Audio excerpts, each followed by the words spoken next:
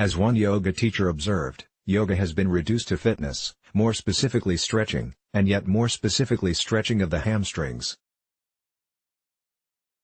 This comment would be funny if it were not sadly true. While any approach to yoga practice is a potential gateway to the real thing, there is clearly a continued need to emphasize that yoga is a spiritual tradition, which seeks to bestow happiness and inner freedom rather than merely physical fitness and health. Georg Feuerstein: what has spread all over the world is not yoga. It is not even non-yoga, it is un-yoga. Prashant S. Iyengar, Amsterdam. Sometime in 2018, as I lay there on the floor, I completely forgot where I was.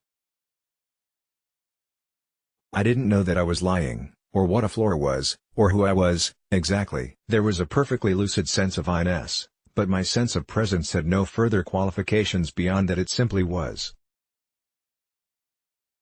I wasn't having a stroke or anything like that. I was doing yoga. I've had this experience of nothingness several times now, in Shavasana, the final resting pose of a yoga session. I've experienced true silence, when the inner self-talk stops, in other yoga poses too. I also sometimes have this upon waking up. A momentary lack of content in my mind, a slow boot of my cerebral hard disk, where I don't know who I am, but still feel like a self, just not like any particular self. But the yoga-induced state of emptiness is an intentional result of this physio-mental discipline that's been perfected, according to some sources, for over 5,000 years. And that time on the mat stuck with me, because a striking realization found me that afternoon. I dwell within, I tell you, I am no Buddha, far from it. But I find that as my yoga practice develops, I am beginning to experience what some of the ancient yoga teachers were talking about. And it is freaking liberating. What yoga can offer is so profound, that not sharing it with you would be sinful. Arriving at yoga, however, was a winding road for me. Coming from a university background of philosophy, I found that, within that all too academic realm of scholarly emancipation, phenomenology was the most right way to approach the world. The phenomenologists at least revered consciousness and lived experience. They would even call their writings meditations. But philosophy was still too bookish. I yearned for something more direct, and so I delved into entheogens for a while. Working with ayahuasca still remains one of the most brutally unsettling Jungian deep dives I've ever undertaken. Looking back on that phase, it was a period of profound upheaval. Although I remain forever grateful to those encounters with my deep self, and perhaps a few enigmatic plant spirits, a metaphysical question to which I'm disposed agnostically, I intuited it was time to ground down, and to learn to create stillness and stability through the daily spiritual practices of meditation and yoga. The path is always cleared when you look back, even though it often takes gut-level choices in the opaque jungle of confusion when you're in it. But looking back on this road so far, it makes sense that I did what I did then, and do what I do now, mindful of these, perhaps necessary, meanderings, and aware of the caveat that everything is not always for everyone at any given moment. My experience has nonetheless convinced me that the practice of yoga is one of the most potent paths to enlightenment there is. Yoga. It's real. There's a lot of misconceptions about what yoga is, though. So for those that are confused, misled, curious, or even already into yoga, I want to take away some of the haze surrounding this profound human art. To do that, I want to show you how exactly yoga delivers on its spiritual pretensions. But mostly, I want to give it a fairer exposition than it's often granted by those who misunderstand it, misrepresent it, or unnecessarily mystify it. Hi, my name is Hans, Iyengar yoga teacher in training, and this is my memeified apology for the awesome art of asana.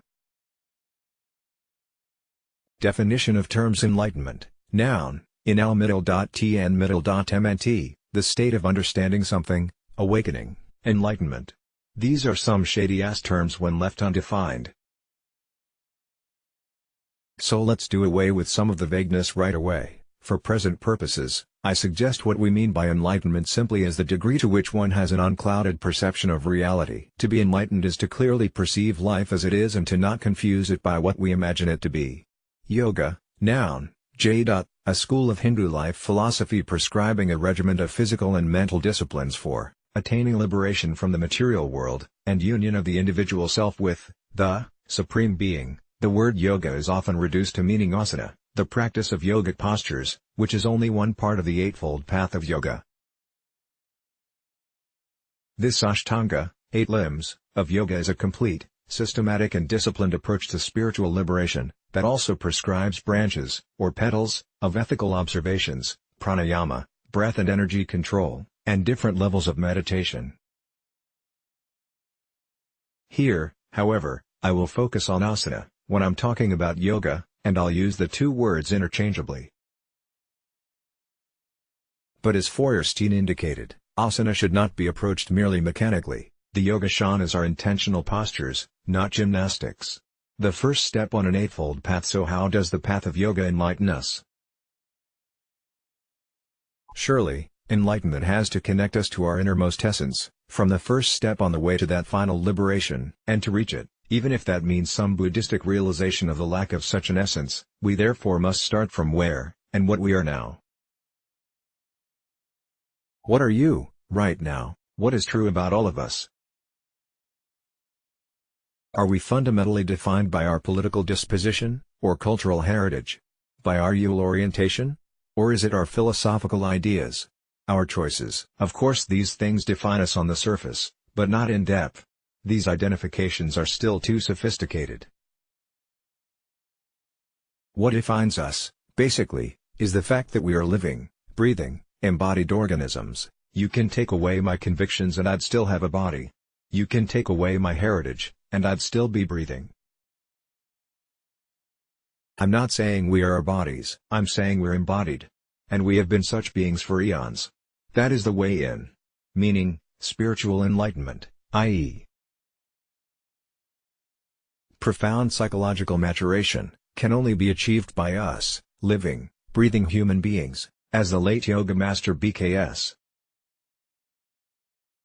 Iyengar put it. As we explore the soul, it is important to remember that this exploration will take place within nature, the body, for that is where and what we are. Consider the stage set, then, combining examples from my own yoga experience with ancient Hindu texts and contemporary neuroscience. I will elaborate on some of the yogic techniques that showcase its potency in bringing the light of awareness unto the dark veils of spiritual ignorance. Meditation, with a twist through the medium of attention, or present-mindedness, we can in fact integrate body and mind in any given moment. This is the process underlying meditation. It also is fundamental to the performance of yogic postures. This is why B.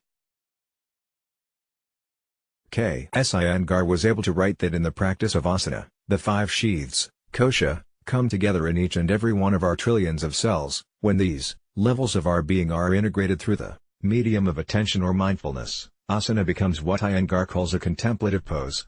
Thus asana, correctly performed, is meditation. Georg Feuerstein, The Deeper Dimension of Yoga, Theory and Practice. If yoga were a living being, meditation would be its body. Yoga is meditation. And meditation is yoga. Or rather, yoga, at heart, is a meditative endeavor, and meditation is a fundamentally yogic exercise. The operative principle of meditation in yoga is this: when you attentively execute an asana that arouses uncomfortable emotions, feelings or sensations, you will encounter all the strategies that your mind has towards not having to face them. And it could be anything that triggers this mental mirror. Even being good at a certain pose can bring forth your egoic patterns. But most acutely, what yoga reflects back at us, and makes us want to look, and go, away from during practice, are discomfort and pain. Some examples. Salamba Shirshasana, supported headstand, often makes me afraid to fall. I can only do it correctly when I focus my attention on the correct movements and adjustments that the pose requires from my body. If I let the fear overcome me, I will definitely lose my balance. I have to keep it at bay. Kurmasana, tortoise pose, will make me self-aware of the fact that my peers can often go way deeper into the pose than I. I can only go deeper into the pose if I stop comparing myself to others, which by the way presumes overly objectifying both myself and those others, and keep my awareness grounded in myself. Conversely, when I'm very comfortable with an asana, like Utthita Trikonasana, extended triangle pose, I get hit with the fact that I can behave very arrogantly. You can imagine what vanity does to my awareness in the pose. Here, too, I need to be more centered in myself, which is, of course, the exact opposite of being self-centered in the way people usually use the term. Such are the mental obstacles that I face. Say hello to my ego. Discomfort, and its bigger brother pain, are different species of hell. We naturally fear pain. Its pull away from the present moment is much stronger than the other obstacles, although it could be argued that in essence, all the obstacles listed above boil down to different flavors of fear, but fear can only grow in the absence of awareness in the present moment, i.e. it is a mental disposition. From my own experience, I would even argue that fear equals the lack of will to be present. I'm reminded of something my teacher said when she assessed me for fitness to participate in the Iyengar teacher training. We were doing a difficult balancing pose, Virabhadrasana 3, in case you were wondering, and she saw me struggle. What she then said was exactly what I needed to hear.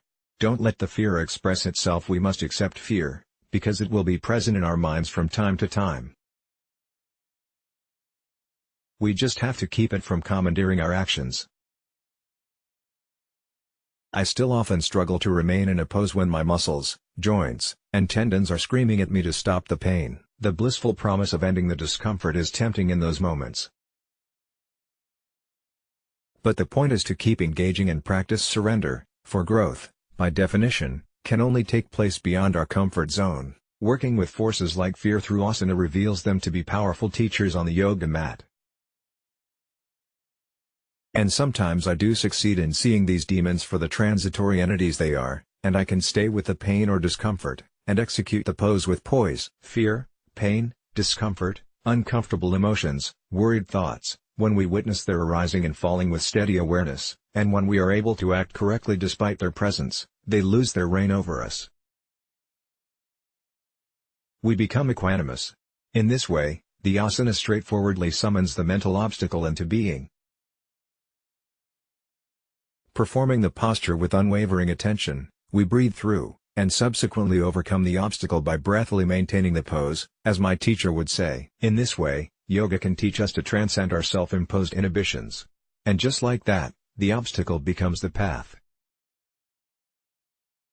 When we meditate, the exact same thing happens. We learn to be mindful of whatever arises, and by Mindy breathing through it, whatever obstacle was there turns from a wall into a bridge, simply by maintaining awareness and accepting what is. In asana, though, we do not wait for the devil to come get us, we manifest the beast ourselves, so we can conquer it through attentive surrender. Yoga, then, is meditation for spiritual warriors. Moreover, much like good music and silence go together, meditation and asana tremendously infuse and inform each other. Yoga prepares the body for prolonged meditation without, as much, physical complaints. One of the more obvious benefits of a steady yoga practice is the ability to remain still in difficult postures. Conversely, meditation teaches us to be with what arises in yoga. One of the more fun exercises we get to do in teacher training is that we sit, straight up, with a wooden block between our sitting bones. I tell you, there are more pleasant feelings on this planet than this square hell, like having your leg amputated without anesthetics. But during one such block-sitting extravaganzas, I remembered the pain I'd felt during a Vipassana meditation retreat, a tradition which coincidentally shares some of its roots with Iyengar yoga, and that I'd sat through that without flinching, well, like 98% flinchless. Anyway, if I can do that, I decided, I can do this. And so I did. Ever since I made that meditation connection, buttock bones block-sitting no longer phases me. In meditation, we are Mindy passive. In yoga, Mindy active. Their essence is the same, and like yin and yang, they revolve around the common spiritual center of true self-knowledge. Freedom. Even more awesome than transforming mental roadblocks into spiritual gurus, the true fruit of the practice of yoga is that it can free us from ourselves. In yoga, we address the dichotomy between body and mind by training with focused awareness to make distinctions between what is mental and what is physical. For instance, you think you can do a certain asana, but you cannot, You think your body can't do a different asana, but you merely find out that it can. Awareness in the body thus corrects the mind. The goal of asana practice is, however, not to go away from the mind and towards the body, even though for many of us, this is an important first step, but rather to balance the two. There is this sort of calibrating dialectic in asana, between our physical and mental aspects, by which we gradually start to see through the illusory limitations that the mind superimposes on the body. We find that we have a mental image of our body, in other words, that does not correspond to the felt experience of the body. Through this primacy of perception, asana generates awareness in the body, while at the same time connecting our minds more strongly to phenomenal reality. What I realized is that this awareness training through the body leads to a freedom from the body. Let me unpack that. I see two kinds of freedom that yoga brings. Firstly, becoming more flexible and able through asana practice literally frees you up in the sense that you will have a greater range of motion, flexibility and stamina, arguably constituting the most directly meaningful sense of freedom imaginable, unhindered physical ability. But secondly, and more interestingly, you'll become free of identification with the body itself. The benevolent wisdom of Eckhart Tolle helped me to realize this truth. In one of his talks he guided a question asker into understanding that every pattern of behavior you do not recognize as a pattern, becomes part of your identity. That statement might need some elaboration. Shades and flicks. When we identify with consciousness itself, it then follows that what we are aware of, is not us, not self. If you're wearing sunglasses, say, you obviously can't actually see them until you take them off. Similarly, what you cannot, yet, separate from and observe psychologically, like behavioral patterns, functions as a part of you, in much the same way that you see through the shades that you're wearing, without noticing them. When this lack of separation from, i.e. attachment to, sunglasses becomes unconsciously habitual, you no longer see the shaded world as something that could be less opaque.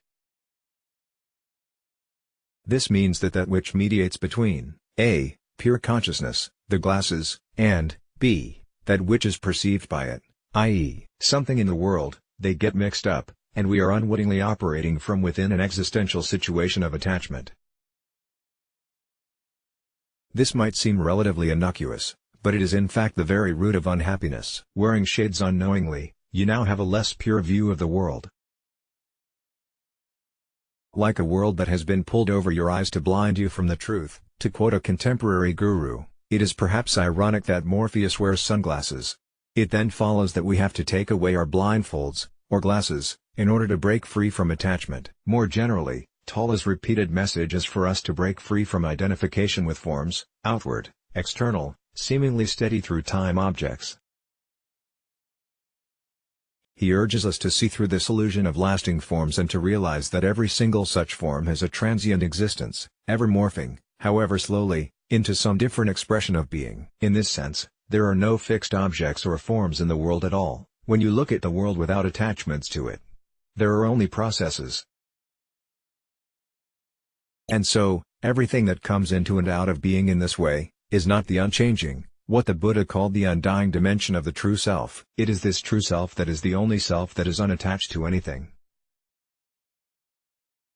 Tolle sometimes calls this type of awareness space consciousness, to emphasize the nothingness of that mode of being. Mystical though it may sound, this simply means to have an awareness of the difference between consciousness and the things that occur within consciousness, like the movie screen and the movie, to invoke another metaphor.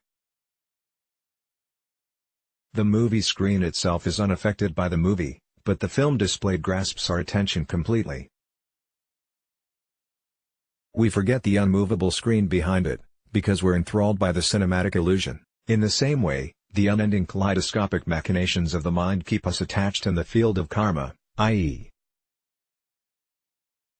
of ups and downs, happiness and sadness, good and evil. To detach from that illusion is to be free of the throes of life. Eckhart Tolle teaches us to identify with the screen and let the movie be.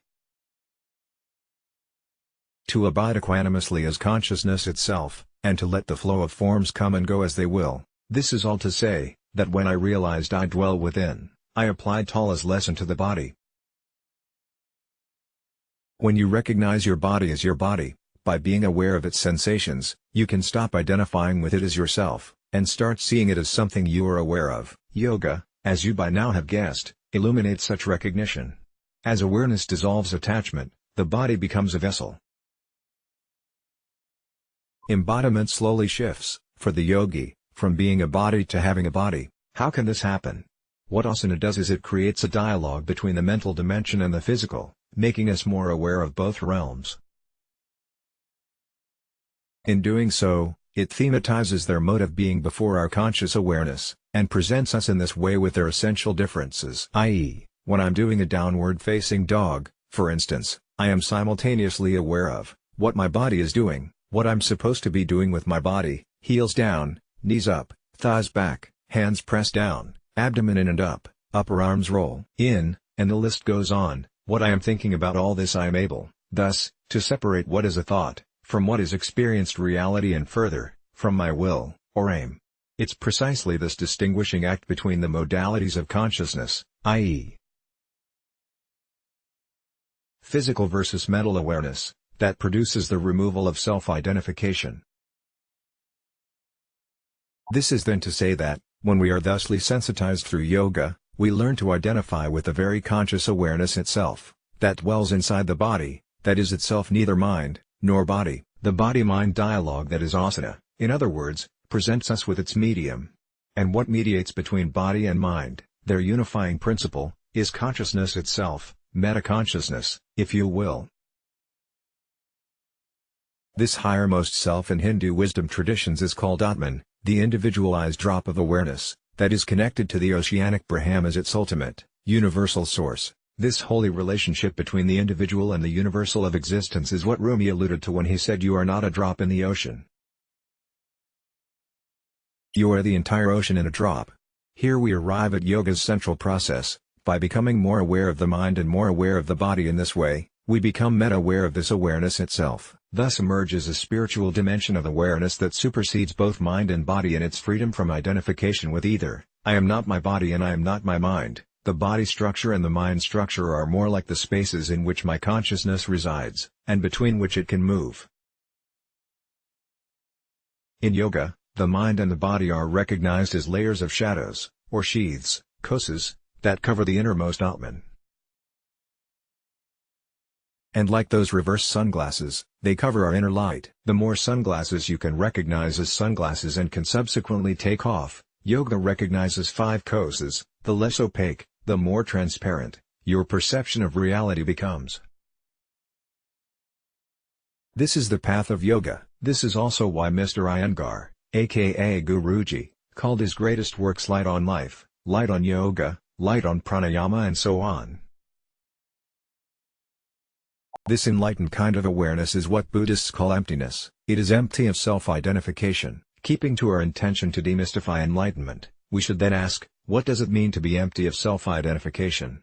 A finger can never point to itself, just as the eye can never see itself, Alan Watts would say.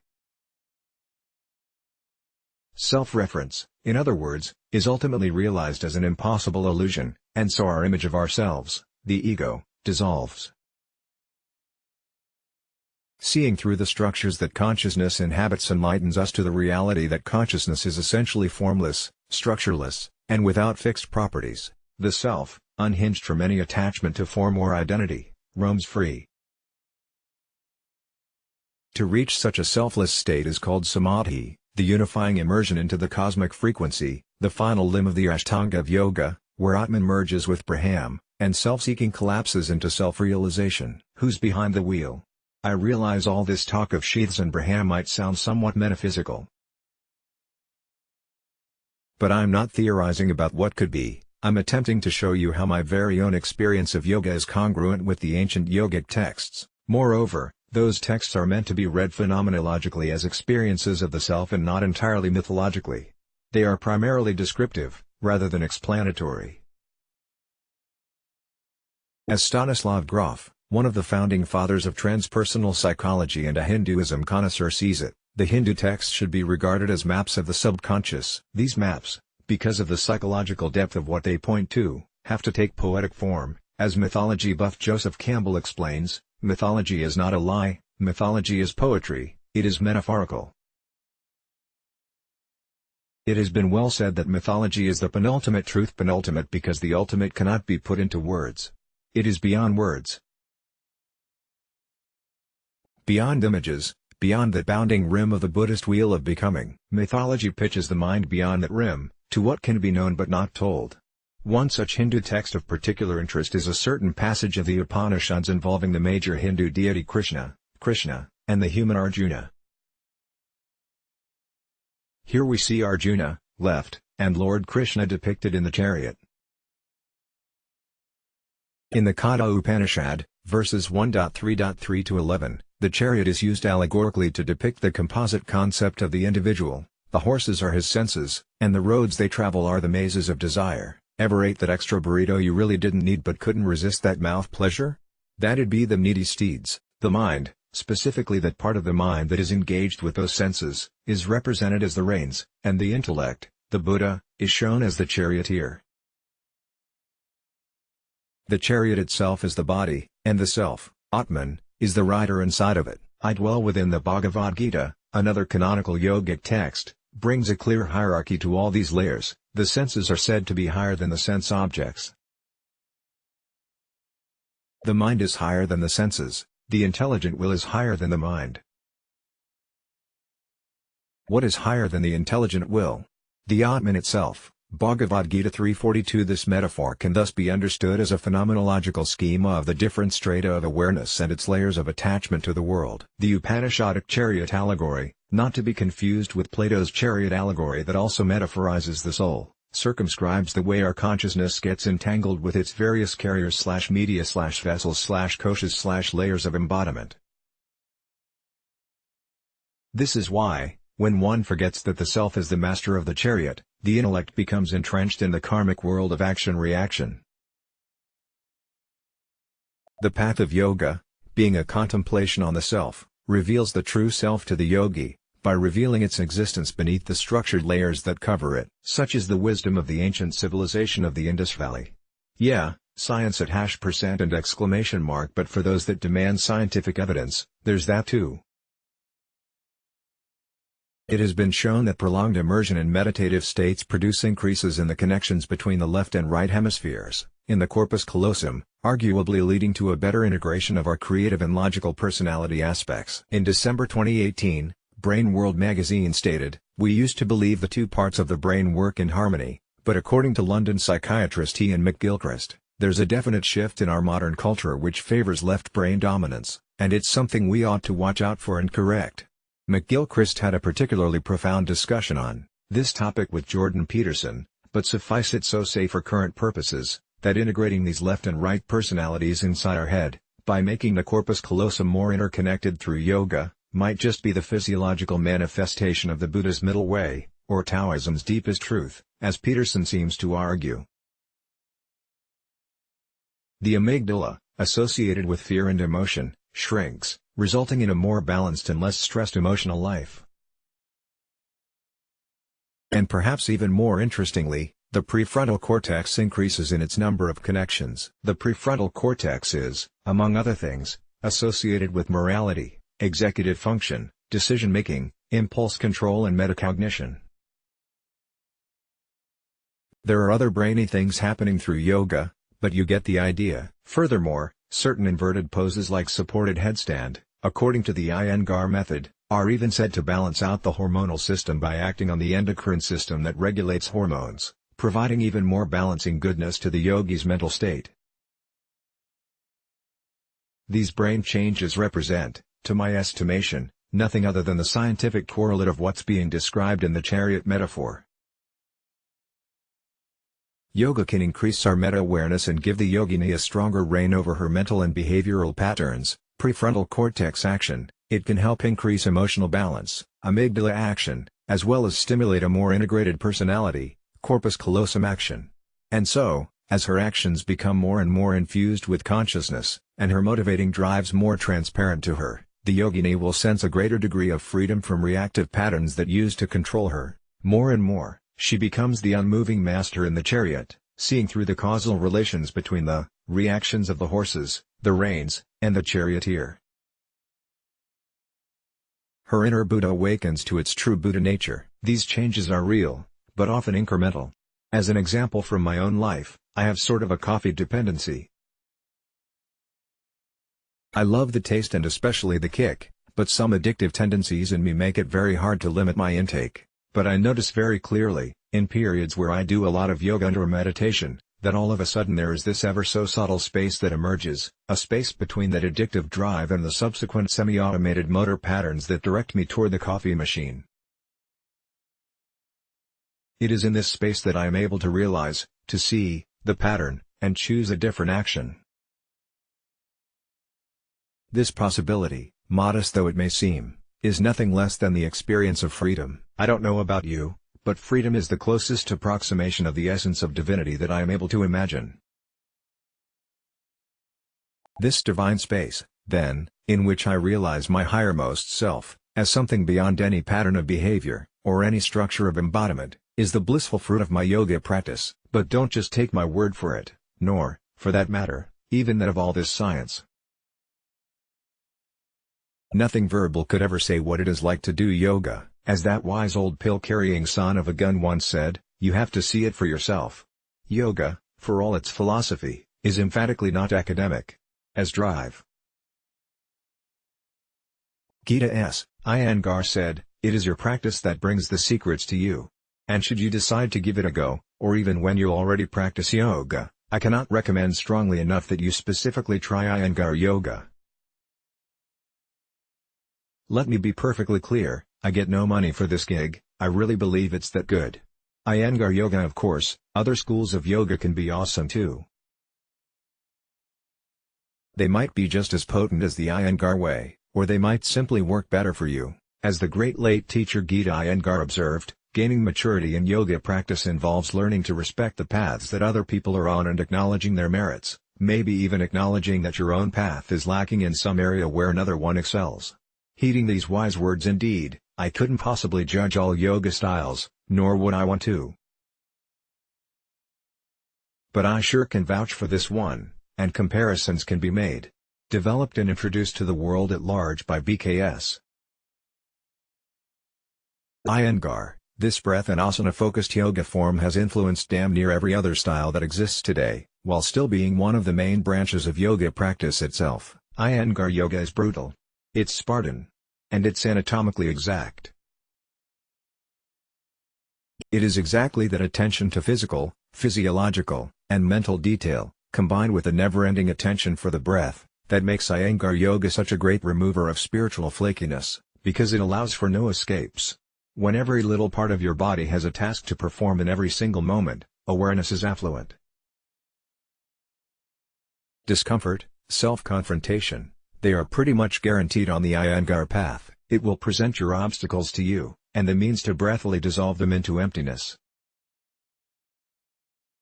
And it will introduce you to your body so completely, that you just might come to see it as a vessel you inhabit. So as a dear friend once asked me, what is your body to you?